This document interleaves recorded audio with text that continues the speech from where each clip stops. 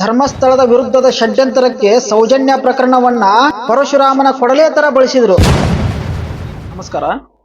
ಈ ಮುಟ್ಟಾಳ ಮಟ್ಟನ್ನ ಯಾವ ರೀತಿ ಈ ಸುಜಾತ ಭಟ್ ಅನ್ನೋ ಮಹಿಳೆಯನ್ನ ಸಂಪರ್ಕಿಸಿದ, ಈ ಅನನ್ಯ ಭಟ್ ಅನ್ನೋ ಷಡ್ಯಂತ್ರವನ್ನ ಯಾವ ರೀತಿ ರೂಪಿಸಿದ, ಈ ಅನನ್ಯ ಭಟ್ ಅನ್ನೋ ಕೇಸನ್ನ ಈ ಸೌಜನ್ಯ ಪ್ರಕರಣಕ್ಕೆ ಯಾವ ರೀತಿ ಕನೆಕ್ಟ್ ಮಾಡಿದ ಅನ್ನೋದನ್ನ ನೋಡೋಣ.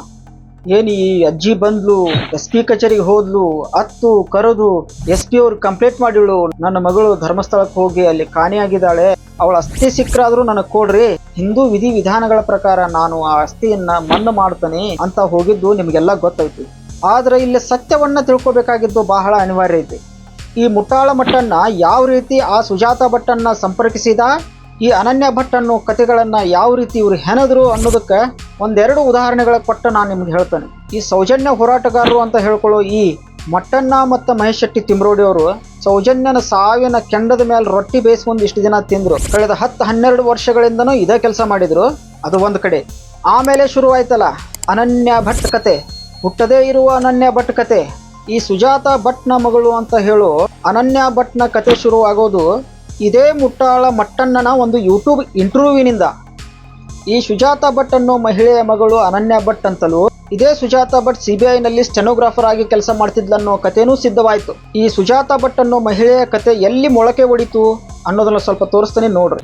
ಫ್ರೆಂಡ್ಸ್ ಜೊತೆಗೆ ಧರ್ಮಸ್ಥಳಕ್ಕೆ ಹೋದಾಗ ಅವಳನ್ನ ಎತ್ಕೊಂಡು ಹೋಗಿ ಅತ್ಯಾಚಾರ ಮಾಡಿ ಕೊಲೆ ಮಾಡಿದರು. ಜೊತೆಗೆ ಬಂದವರು ಗಾಬರಿಯಾಗಿ ಅವ್ರ ತಾಯಿಗೆ ಫೋನ್ ಮಾಡಿದ್ದಾರೆ, ಅಂಟಿ ಹಿಂಗಾಗಿದೆ, ಬೇಗ ಬನ್ನಿ, ಅನಾಹುತ ಆಗಿದೆ ಅಂತೇಳಿ. ಅವ್ರು ಕಲ್ಕತ್ತಾದಲ್ಲಿ ಸ್ಟೆನೋಗ್ರಾಫರ್ ಮೇಲೆ ಇವ್ರಿಗೆ ಹತ್ರ ಹೋಗ್ತಾರೆ. ಪರಮ ಪೂಜ್ಯರು ಅಂತ ಹೆಸರು ತಗೊಂಡಿದ್ದಾರಲ್ಲ ಅವರು, ಮತ್ತು ಅವ್ರ ತಮ್ಮನಿಗೆ ಹೋದಕ್ಕೆ ಕೇಳಿದಾಗ ಹೊಡೆದು ಅವ್ರನ್ನ ಕೈ ಬಾಯಿ ಎಲ್ಲ ಕಟ್ಟಿ ಗೊಡೋನಲ್ಲಿ ಇವತ್ತಿನವರೆಗೂ ಅವ್ರ ಡೆಡ್ ಬಾಡಿ ಸಿಕ್ಕಿಲ್ಲ. ಇಲ್ಲಿ ಸುಜಾತ ಭಟ್ನ ಮಗಳು ಅನನ್ಯ ಭಟ್ ಅಂತೇಳಿ ತೋರಿಸಿದ್ರು ಓಕೆ, ಆದ್ರೆ ಸುಜಾತ ಭಟ್ ಒಬ್ಬ CBI ಸ್ಟೆನೋಗ್ರಾಫರ್ ಅಂತ ಯಾಕೆ ಹೇಳಿದ್ರು ಅನ್ನೋದನ್ನ ನಾವು ಸ್ವಲ್ಪ ಮುಂದೆ ಹೇಳ್ತೇನೆ. ಹೇಗಿದ್ದೆ ಅವಾಗ ಶಾರ್ಟ್ ಹೆಡ್, ಅದರಲ್ಲಿ ನಾನು ಸ್ಟೆನೋ ಆಗಿದ್ದೆ. 9 ವರ್ಷ ಸರ್ವಿಸ್ ಮಾಡಿ VRS ತಗೊಂಡು ಬಂದ್ಬಿಟ್ಟೆ. ಅವಳು ಇಲ್ಲ, ಇನ್ನು ಯಾರು ಇದ್ವಲ್ಲ ಅಂತ. ಇದೇ ರೀತಿ ಈ ಸುಜಾತ ಭಟ್ಗಳನ್ನ ಸಾಲು ಸಾಲು ಯೂಟ್ಯೂಬ್ಗಳಲ್ಲಿ ಇಂಟರ್ವ್ಯೂಗಳನ್ನ ಕೊಡಿಸಲಾಯ್ತು. ಇದು ನನ್ನ ಜೀವನದಲ್ಲಿ ಇಷ್ಟೇ, ಇನ್ನು ಯಾರು ಇಲ್ಲ ನನ್ನ ಜೀವನದಲ್ಲಿ ಅಂತ.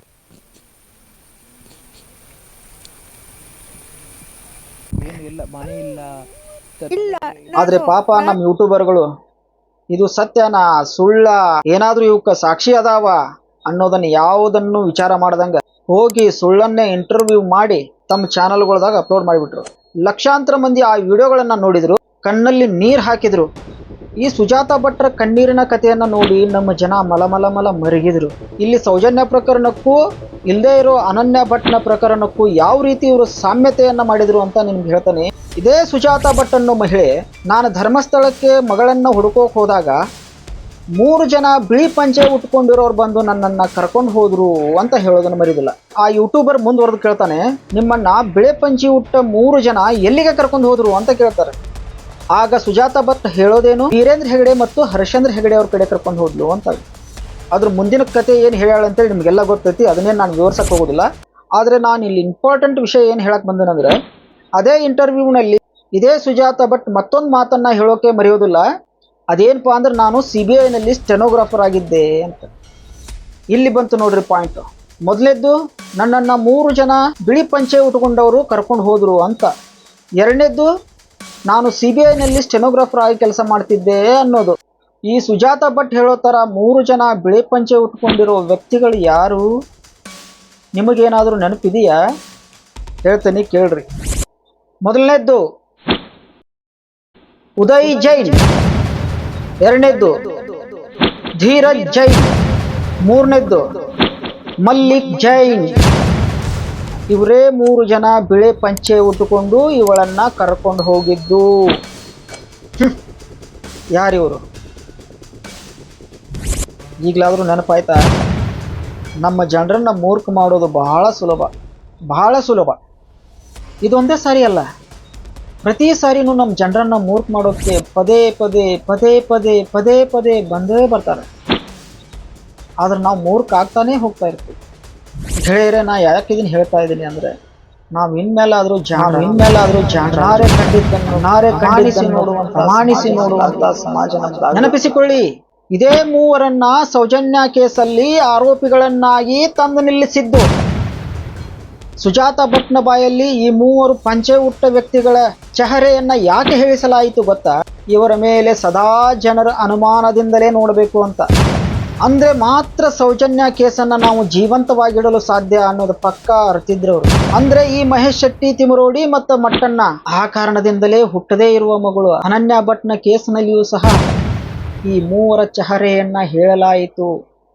ಈ ಕಾಲ್ಪನಿಕ ಅನನ್ಯ ಭಟ್ನ ಕೇಸ್ನಲ್ಲಿ ಸೌಜನ್ಯ ಕೇಸಿಗೂ ಕನೆಕ್ಟ್ ಆಗುವಂತ ಇನ್ನೂ ಒಂದು ಅಂಶ ಇದೆ. ಅದೇ CBI stenographer. Sujatha Bhat CBI ನಲ್ಲಿ ತಾನೇ ಸ್ಟೆನೋಗ್ರಾಫರ್ ಆಗಿದ್ದು. ಅದಕ್ಕೆ ನೀವು ನನ್ನ ಕೇಳ್ಬೋದೀಗ, ಏನ್ರಿ ಸೌಜನ್ಯ ಪ್ರಕರಣಕ್ಕೂ ಸುಜಾತ ಭಟ್ ಸಿಬಿಐ ನಲ್ಲಿ ಸ್ಟೆನೋಗ್ರಾಫರ್ ಆಗಿರೋದಕ್ಕೂ ಏನ್ ಸಂಬಂಧ ಅಂತ.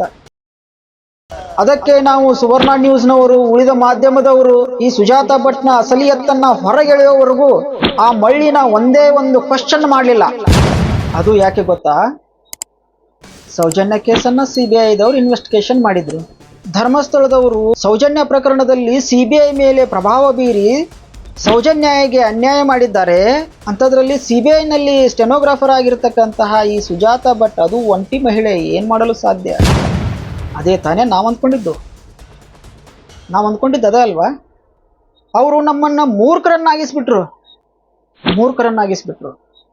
ಇದೇ ರೀತಿ ಎಲ್ಲ ಪ್ರಕರಣಗಳನ್ನು ಒಗ್ಗೂಡಿಸಿ ಧರ್ಮಸ್ಥಳದ ವಿರುದ್ಧದ ಷಡ್ಯಂತರಕ್ಕೆ ಸೌಜನ್ಯ ಪ್ರಕರಣವನ್ನ ಪರಶುರಾಮನ ಕೊಡಲೆ ತರ ಬಳಸಿದ್ರು. ಇದ್ಯಾರಿಗೆ ನಮಗೆ ಅರ್ಥನ ಆಗಲಿಲ್ಲ. Sowjanya, justice for Sowjanya. ಆ ರೌಡಿ ಮಹೇಶ್ ಶೆಟ್ಟಿ ತಿಮ್ರೋಡಿಯನ್ನ ಪೊಲೀಸರು ಅರೆಸ್ಟ್ ಮಾಡ್ಕೊಂಡು ಹೋಗಬೇಕಾದ್ರೆ ಆ ಮನುಷ್ಯ ರೂಪದ ಮೃಗ ಹೇಳ್ತೈತಿ, ಕೇಳಿಸ್ಕೊಳ್ಳಿ ಒಂದ್ಸಲ. ನ್ಯಾಯ ಸಿಗ್ಬೇಕು. ನಾನು ಇವತ್ತು ಸ್ಟೇಷನ್ಗೆ ಹೋಗ್ತೇನೆ, ಪೊಲೀಸ್ನವರಿಗೆ ಸರಿಯಾದ ಒಂದು ಹೇಳಿಕೆಯನ್ನು ಕೊಡ್ತೇನೆ, ನ್ಯಾಯ ಖಂಡಿತ ಸಿಗ್ತದೆ. ಪೊಲೀಸರಿಗೆ ಸರಿಯಾದ ಹೇಳಿಕೆ ಕೊಟ್ರೆ ಸೌಜನ್ಯಳಿಗೆ ನ್ಯಾಯ. ಈತ ಈಗಲೂ ಸೌಜನ್ಯ ಪ್ರಕರಣವನ್ನ ಧರ್ಮಸ್ಥಳದ ವಿರುದ್ಧ ಪರಶುರಾಮನ ಕೊಡ್ಲಿ ತರನೇ ಉಪಯೋಗ ಮಾಡ್ತಿದ್ದಾನೆ. ಇಲ್ಲಿ ಪರಶುರಾಮನ ಕೊಡ್ಲಿ ಅಂತ ಯಾಕೆ ಬಣ್ಣಿಸಾಕತ್ತೇನೆ? ಧರ್ಮಸ್ಥಳದ ಧರ್ಮ ಕಾರ್ಯಗಳು, ಸ್ತ್ರೀ ಸಬಲೀಕರಣದಂತಹ ಕೆಲಸಗಳು, ದೇವಸ್ಥಾನಗಳ ಜೀರ್ಣೋದ್ಧಾರಗಳು, ರೂಟ್ ಸೆಟ್ಗಳಂತಹ ಕೌಶಲ್ಯ ತರಬೇತಿಯನ್ನ ಕೊಟ್ಟು, ಅವರಿಗೆ ಸಾಲಗಳನ್ನ ಕೊಟ್ಟು ಅವರನ್ನ ಅನ್ನಕ್ಕೆ ಹಚ್ಚುವಂತ ಕಾರ್ಯಗಳು, ಅಂತ ಮಹಾನ್ ಸಾಮ್ರಾಜ್ಯ ಕೊಡಬೇಕಾದ್ರೆ ಸಣ್ಣ ಪುಟ್ಟ ಕೊಡಲಿ ಸಾಲೋದಿಲ್ಲ. ಆ ಕೊಡಲಿನೇ ಸೌಜನ್ಯ. ಧರ್ಮಸ್ಥಳ ಅನ್ನೋ ಸಾಮ್ರಾಜ್ಯನ ಅಳಿಸ್ಬೇಕಾದ್ರೆ ಸಾಮಾನ್ಯ ಕೊಡಲಿ ಸಾಲತ್ತೇನ್ರಿ? ಸಾಲತ್ತಾ? ಅದಕ್ಕೆ ಮಹಾಪರಶುರಾಮನ ಕೊಡಲಿಯೇ ಬೇಕು. ಆ ಕೊಡಲಿಯೇ ಆ ಹೆಣ್ಣು ಮಗು ಸೌಜನ್ಯ ಅನ್ನೋ ಕೊಡಲಿ ಹಿಡ್ಕೊಂಡು ಇನ್ನೂ ಅದೆಷ್ಟು ಸಾರಿ ಪ್ರಹಾರ ಮಾಡ್ತಾರೋ ಧರ್ಮಸ್ಥಳದ ಮೇಲೆ. ಇನ್ನಾದ್ರೂ ಎಚ್ಚರಗೊಳ್ಳದಿದ್ರೆ ಇಷ್ಟೆಲ್ಲ ಧರ್ಮ ಕಾರ್ಯಗಳನ್ನ ಮಾಡ್ತಾ ಇರೋ ಧರ್ಮಸ್ಥಳ ನಮ್ಮ ಕೈ ಬಿಟ್ಟು ಹೋಗೋದ್ರಲ್ಲಿ ಸಂಶಯವೇ ಇಲ್ಲ. ನಮಸ್ಕಾರ.